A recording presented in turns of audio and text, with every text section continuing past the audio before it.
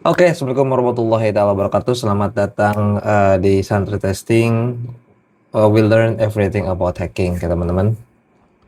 Hari ini kita akan belajar yang namanya move di dalam kelas ya. Oke, ada beberapa move. Pertama itu ada shallow move, ada move semantik, ada deep copy ya. Pertama ada shallow copy, yang kedua ada deep copy, yang ketiga ada move semantik, dan keempat itu ada unique pointer ya, ataupun zero move. I don't know lah how to say it ya. Yang intinya kita akan belajar. Yang pertama kita akan belajar yang namanya shallow coffee ya, kekurangan shallow coffee dan vulnerable-nya itu di mana. Kita akan kenalan dulu sama vulnerable seperti use after free dan juga double free ya terutama. Oke, so mari kita mulai terlebih dahulu ya. Oke, hari ini kita akan belajar menggunakan si standard library dan juga si string ya, biar lebih mudah dan enak gitu. Oke. Biar gue lebih enak kejelasinnya gitu. Oke, so oke. Sekarang seperti biasa gue akan masukin dulu IOStream ya. IOStream itu package untuk input dan output ya. Kemudian kita akan menggunakan si standar library ya. Kemudian kita akan input juga si string ya. Oke, seperti biasa kita akan belajar yang namanya shallow coffee ya, atau gua biasa sebut dengan salin mentah. Tapi gue nggak tahu nih bener apa enggak nih, shallow coffee itu salin mentah atau enggak. Oke, kita akan buat dulu misalkan kelas buffer ya. Seperti biasa jangan lupa titik koma di sini di akhir. Kemudian kita akan set public, ada juga private. Oke. Nah, ada yang kurang sepertinya. Kita akan masukin include cstd integer. Nah, oke. Oh, berarti cstd itu udah si standar integer gitu ya. Oke, kepanjangannya. Oke, sorry. Nah, jadi gue baru ya gitu. Setelah gue pakai apa gitu, berbagai informasi yang telah gue peroleh. Oke. Di awal kita akan menggunakan misalkan std integer gitu ya, integer. Tapi di sini kita akan masukin data pointer ya, pointer ke dengan tipenya ini. Oke, kita akan masukin data, kemudian std size t, kemudian size. Oke. Kita mempunyai kelas, kita mempunyai sebuah kelas yang bernama buffer, yang di dalamnya itu ada datanya dan juga ukuran jumlah datanya. Oke. Nah, setelah ini kita akan buat seperti yang kita udah pelajari, ialah constructors ya. Constructors ialah fungsi ketika kelas itu dimulai, maka secara otomatis constructor adalah fungsi yang pertama dijalankan gitu, ataupun bisa dibilang membuat objek dan inisialisasi awalnya itu menggunakan si constructors ya. Berarti kan constructor itu harus namanya sama ya, buffer std size t s ya. Kemudian kita set manual datanya di sini, size sama dengan s. Oke. Nah, ini constructors-nya. Oke, kemudian seperti yang kita bahwasanya kan, katakanlah kita akan menyimpan si kelasnya ini di dalam heap yang bisa dibilang manual dulu gitu ya, manual dulu. Yang berarti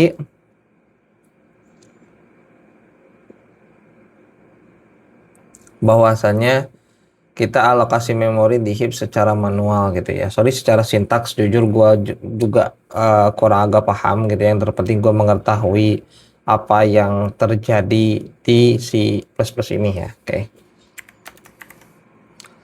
Oke, kita akan masukin ini adalah integer ya. Jauh, sorry salah. Integer.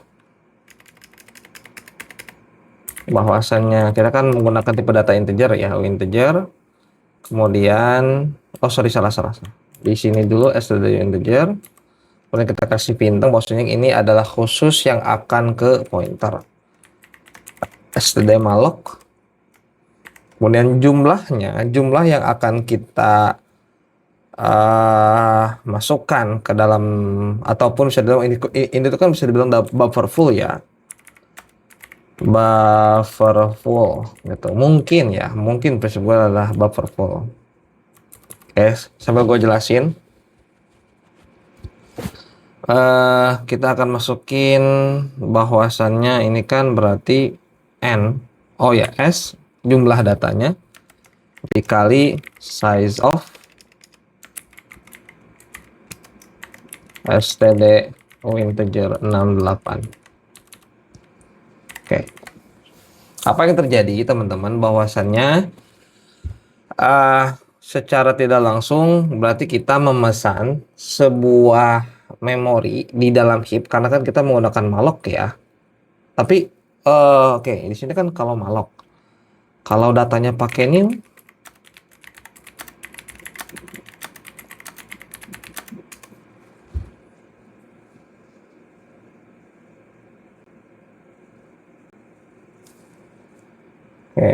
bahkan jujur agak ini ya, data new integer ya, kenapa harus pakai kayak begini gitu ya, maksudku kayak secara bahasa sih cukup agak, maksudnya kan ini kita menggunakan C ya, apa C++, kenapa harus menggunakan yang seperti ini gitu ya. Udah kita buat aja new std integer 64 dan kita akan masukin size-nya adalah s. Oke.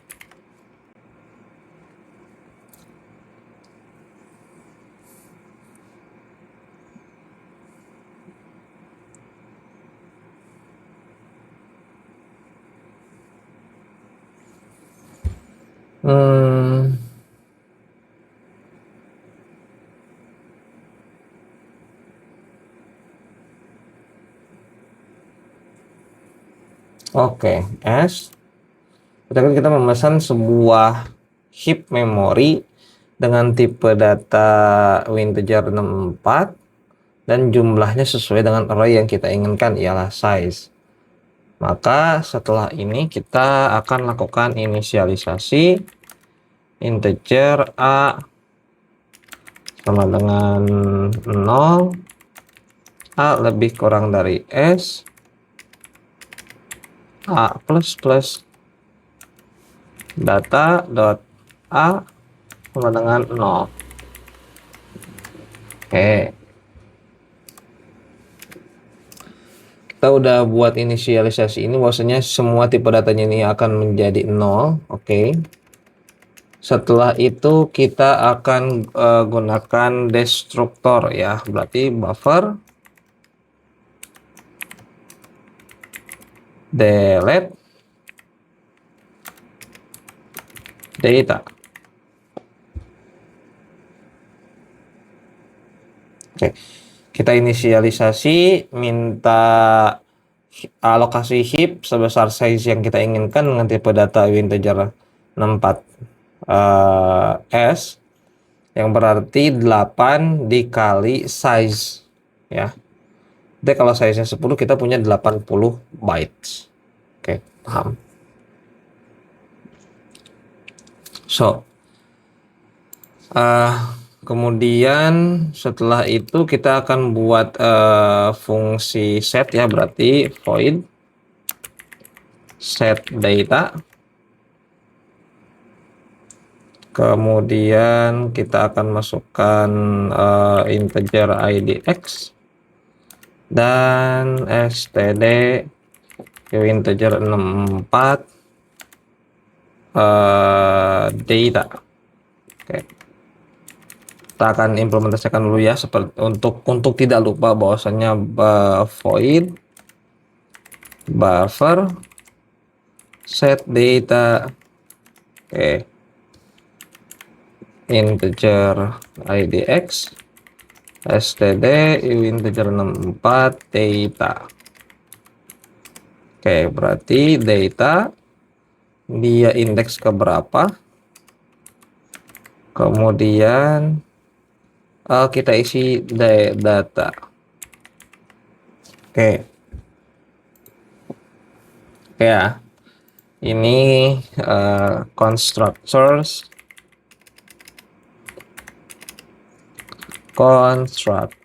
dan ini destructor.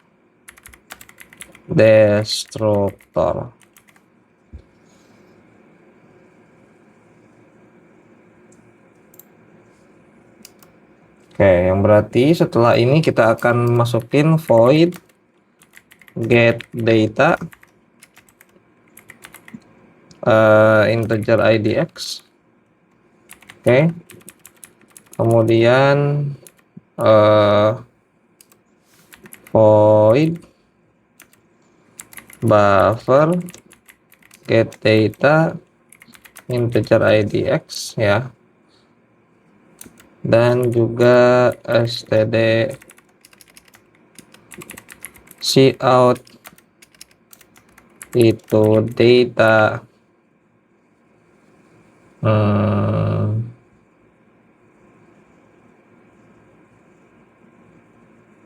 idx stdmdl. Oke.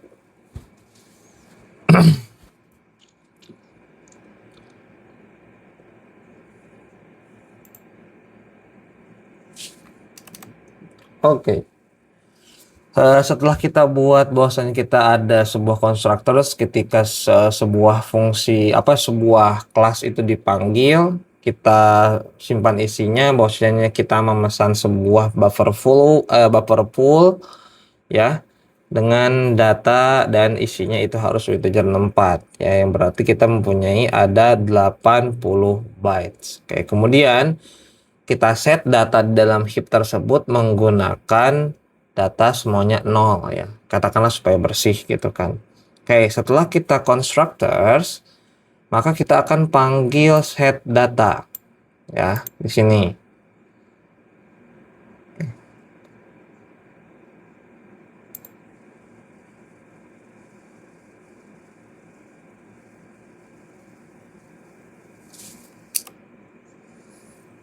Dulu ya, tapi sebenarnya oke, taruhlah kita misalkan aware gitu ya, kita aware dengan bahwasanya dengan buffer overflow ataupun dengan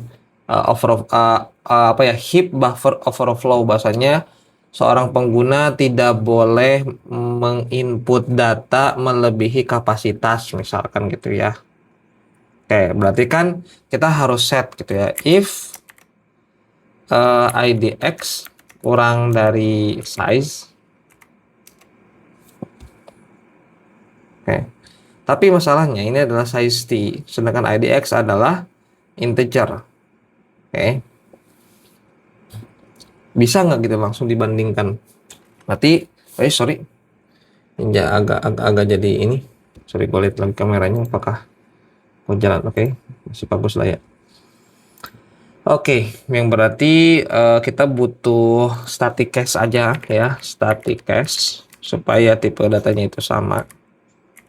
Integer size. Oke.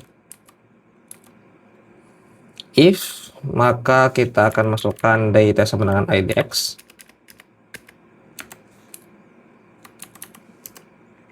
Else std cout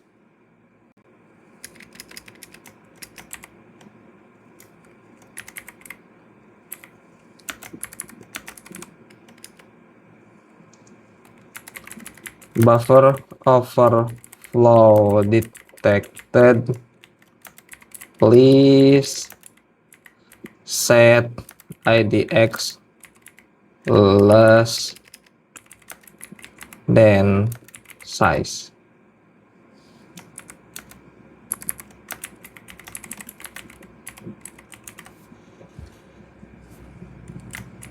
Oke, ya.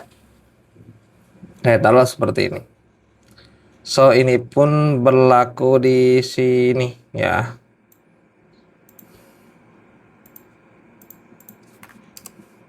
If IDX, supaya nggak lupa ya pelajarannya teman-teman, bahwa kita udah belajar casting dengan static case, else buffer detected.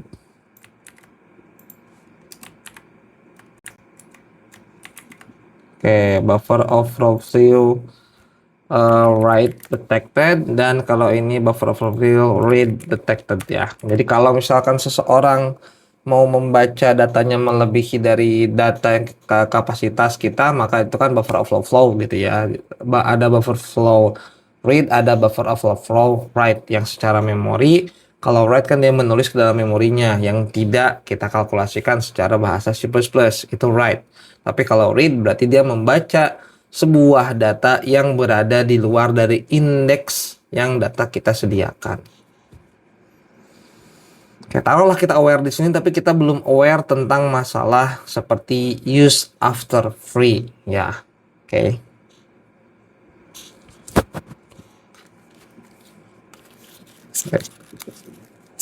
Saya cukup agak lumayan nih otak saya untuk memahaminya.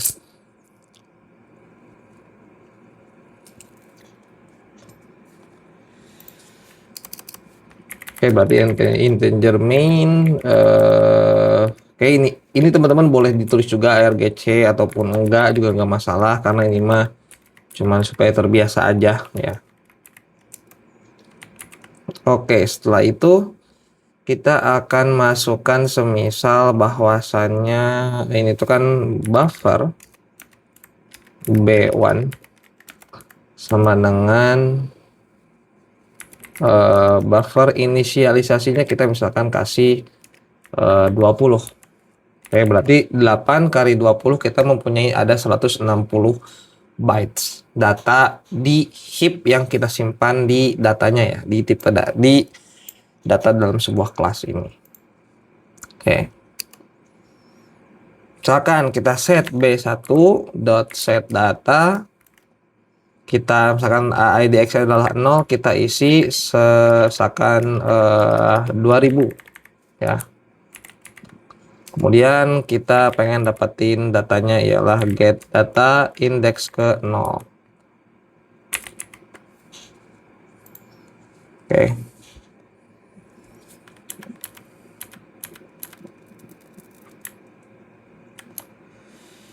Oke ya. Di sini gue ada beberapa belajar terkait masalah kelemahan dari shallow copy gitu ya.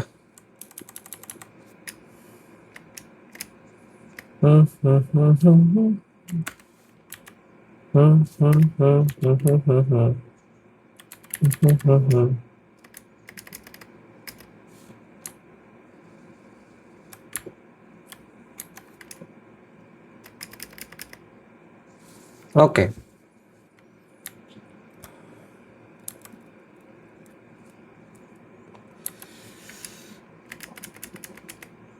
Berarti kita akan masukin 2 move, kita akan masukin bahwasanya 072 move.x ya. Oke. Kita udah ada destructors-nya belum sih? Oke, udah ada destructors. Sekarang dia ada error gak secara asan ya? Berarti out 07 02 2 move. Oke. Nggak ada error ya, nggak ada error bahwasanya seperti UAF atau buffer overflow itu tidak terdeteksi. Oke, misalkan kalau kita mencoba untuk set datanya di angka 30, Oke, kemudian kita running. Buffer overflow write detected. Please set IDX less than size ya. Berarti secara code kita sudah mengamankan bahwasanya tidak boleh ada buffer flow over write, nggak boleh ada buffer flow over read ya. Oke.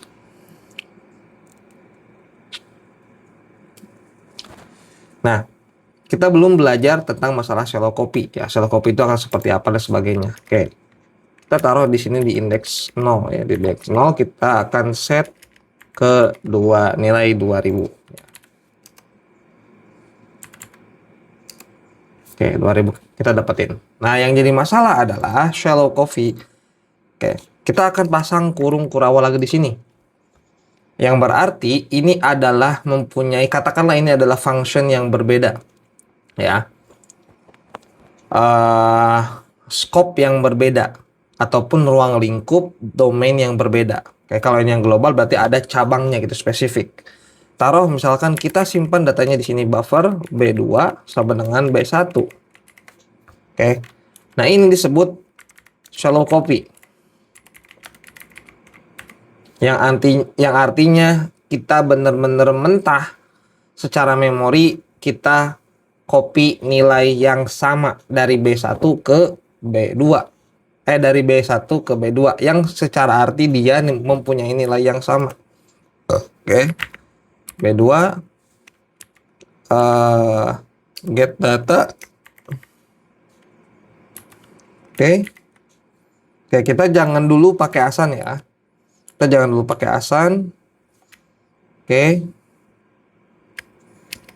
072 min output 072. Oke, sorry, gua ada min O nya, jangan lupa min O output. Oke.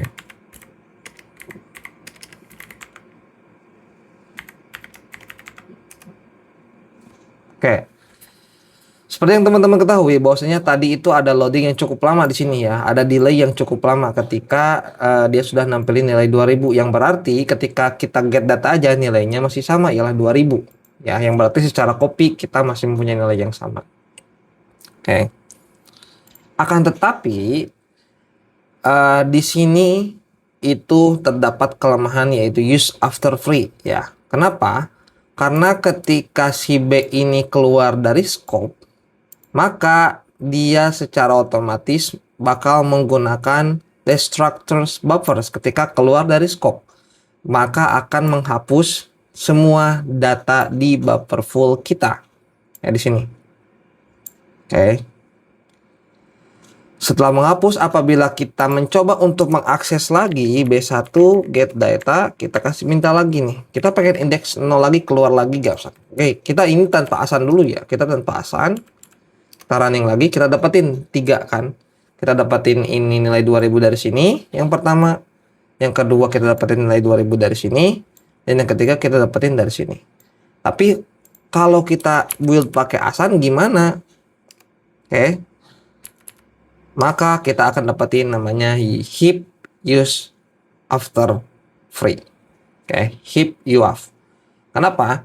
Karena ketika B2 ini keluar dari scope kurung kurawal ini, maka dia secara otomatis akan menggunakan destructors yang artinya kita mencoba menghapus semua, kita sudah menghapus semua data. Dan ketika kita mencoba lagi untuk mengakses menggunakan B1, karena kita menggunakan shallow copy ataupun copy mentah, maka kita akan menggunakan mendapatkan heap use after free. Oke, kita dapetin 2000 yang awal, tapi yang ketiga kita heap use after free ya. Maksudnya setelah hapus datanya secara memori, tapi kita masih dapetin lagi datanya ketika asan sudah di free, tapi kita read of size 8 ya. Maksudnya kita mencoba untuk mengakses 8 bit dari alamat memori yang sudah di free ya. So, ini kan heap use after free. Kita dapetin maksudnya kita mencoba untuk membaca 8 byte pada alamat ini. Kalau kita misalkan ganti set data, ya. Kita ganti misalkan 0x1234. Oke, sorry. 0x1234. Tapi gue nggak tahu nih, ini dia bisa apa enggak. Kalau kita pakai set data, maka bukan lagi read, tapi write. Oke, teman-teman bisa lihat di sini. Write of size ya, berarti heap use after free. Ketika di free, datanya kita mencoba untuk menuliskan lagi pada memori yang telah dibebaskan. Begitu ya. Itulah salah satu kelemahan dari shallow copy ataupun copy mentah. Ya, mudah-mudahan bermanfaat. Ada materi yang harus gua gali lagi. Kalau udah gua paham dan udah cukup mengerti, gua akan bikin kontennya. Dia tidak akan mentah seperti 1 jam yang telah sebelumnya ya, yang mungkin teman-teman kayak bosan dan sebagainya, ataupun saya bilang ya, gue belajar dulu, gue nanti bikin kontennya. Oke, mudah-mudahan bermanfaat. Jangan lupa berdoa semoga apa yang sudah kita pelajari itu menerap ya, ataupun tersimpan di dalam memori kita dan menjadi pengetahuan bagi kita. Oke. Assalamualaikum warahmatullahi wabarakatuh.